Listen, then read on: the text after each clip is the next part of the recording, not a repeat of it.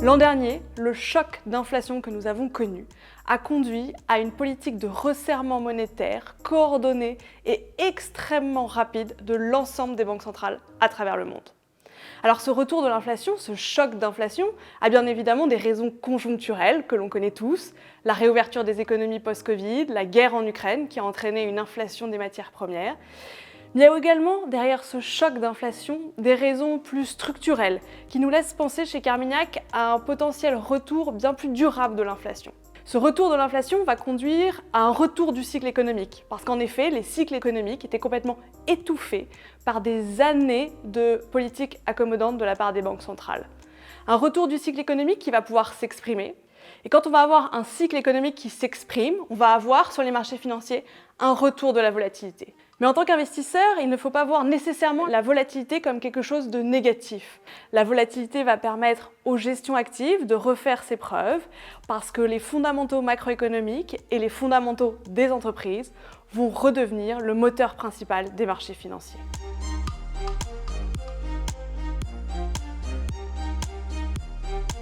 En 2023, nous faisons face à une désynchronisation des cycles économiques entre les trois principaux blocs que sont les États-Unis, l'Europe et la Chine. Après le pic d'inflation que nous avons connu l'an dernier, l'inflation est enfin sur une tendance baissière. Cependant, il va falloir être extrêmement attentif à ce rythme de désinflation qui pourrait surprendre négativement les banques centrales et les marchés financiers. Mais qui dit plus faible inflation dans les pays développés, dit également plus faible croissance. On s'attend à un ralentissement de la croissance économique aux États-Unis et en Europe, à un moment où la croissance va repartir en Chine, soutenue par la réouverture de l'économie après 3 ans de politique anti-Covid.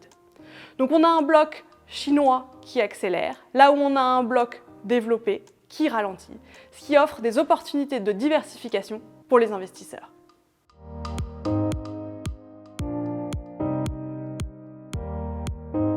Tout d'abord, le retour du cycle économique que j'ai mentionné tout à l'heure appelle à un retour de la gestion active. C'est-à-dire qu'il va être clé pour l'investisseur de correctement anticiper les inflexions qu'on peut avoir, aussi bien sur le cycle économique que sur l'inflation, afin de prendre des décisions d'investissement adéquates entre les différentes classes d'actifs que sont les actions, les obligations et les devises. Le deuxième phénomène dont j'ai parlé, c'est la désynchronisation des cycles économiques qui appelle à la diversification.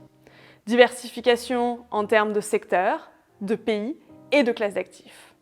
Si on regarde par classe d'actifs, les actions vont bien évidemment rester le meilleur moyen de bénéficier du potentiel à long terme des entreprises, tout en passant outre les incertitudes qu'on peut avoir à court terme. Mais la vraie bonne nouvelle est sur le front obligataire. Le choc dans l'an dernier sur l'inflation a été un choc pour les marchés obligataires, mais cela a permis un retour de rendement attractif à long terme sur la classe d'actifs après des années de taux d'intérêt extrêmement bas.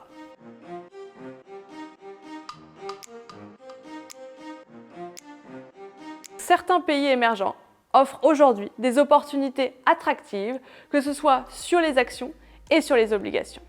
Chez Carmignac, par exemple, on va regarder dans le bloc asiatique des pays comme la Corée, la Chine, où de nombreuses entreprises bénéficient de tendances extrêmement porteuses à l'image de l'innovation technologique et industrielle, la santé, la transition énergétique ou encore l'évolution du consommateur.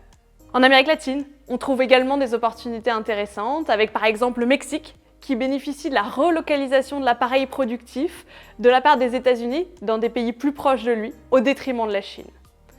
Ce monde émergent offre donc des opportunités, mais il va falloir être extrêmement rigoureux, extrêmement sélectif.